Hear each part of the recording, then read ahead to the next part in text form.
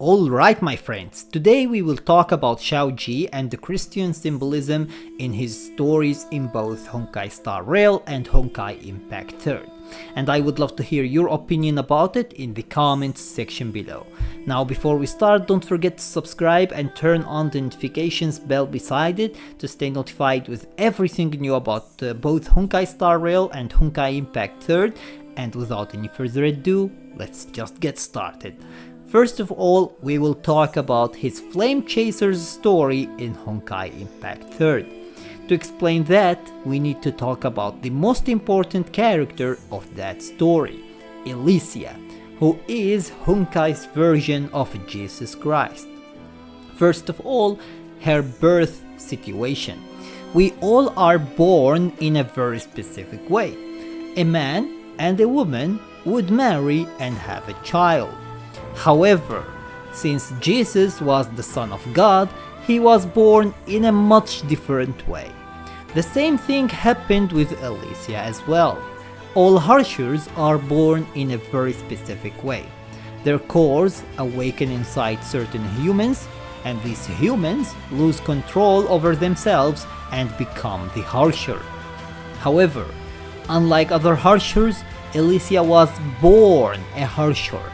She didn't awaken inside someone else's body, she had her own body. And that made her an anomaly. According to Dr. May from the previous era, the chance of someone like Elysia being born are 1 in a billion, so she was really special.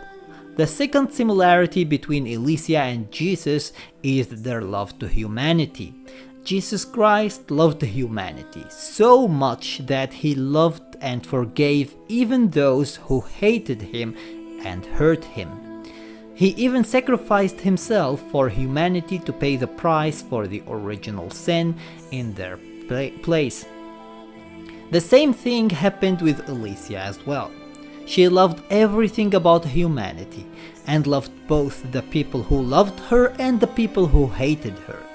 In the end, she also decided to sacrifice herself to save humanity from the Honkai and to give Harshers the freedom to decide whether they want to destroy humanity or protect it. Both Jesus and Elysia were raised between humans and lived with them and saw the beauty and the ugliness of humanity. Also, at the very last day of their life on Earth, both of them had a crown of thorns put on their heads. Another similarity is the 12 apostles who Jesus had, who are reflected directly in the 12 flame chasers that Elysia had. So these are the similarities between Christianity and flame chasers' story. As you can see, here Shaoji shed a bright light on Christianity. However, when he made the Pinakani story, it was a different story. This time he touched instead Catholicism instead, and he went into a more controversial topic. Either way, here are the Christian/Catholicism symbolism in Pinakani. So first of all, we have obviously Sunday's name. His name is literally Sunday, and what is Sunday? The holy day of Christianity. Then we have the path that Sunday follows, which is the order.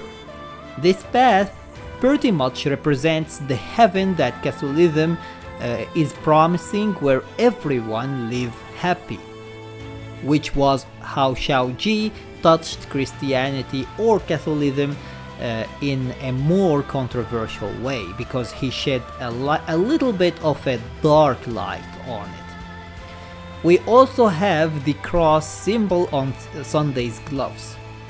The third one is that Sunday told us Pinakani's story in 3 different acts that we accessed from 3 different doors which were set in a clear way to represent the Holy Trinity, because one of them was in the middle and the other 2 were basically long away from it, and they were on the left and the right.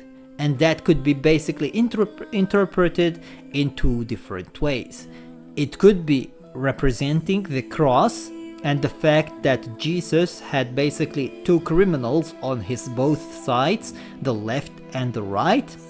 Or it could be also as the Holy Trinity representation, being the Father, the Son and the Holy Spirit. Because if you form the cross on your face, you can see that they are basically 1 in the middle and then 2 on the 2 sides. The 4th symbolism is the fact that he divided the events that happened on Penacony in 7 different days, with 7 different events referencing the creation of the world. And in his final boss fight, phase 3, every time we attack him, he says the following. The first time you attack him, he says, "First day grant truth." The second time you attack him, he says, "Second day grant the calendar." The third time you attack him, he says, "Third day grant language." The fourth time you attack him, he says, "Fourth day grant value." The 5th time you attack him, he says, "Fifth day grant rules." The 6th time you attack him, he says, "Sixth day grant meaning." And the 7th time you attack him, he says, "Seventh day grant dignity." And he stops there.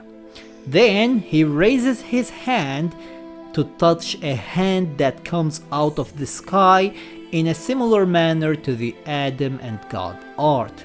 It was a clear reference to Adam and God. And as I said before, the 7 days were a clear reference to the creation of the world. Because if you don't know how the creation of the world went on, it was basically as follows. The first day God created light. The second day God created the atmosphere. The third day God created dry ground and plants. The 4th day God created sun, moon and stars. The 5th day God created birds and sea creatures.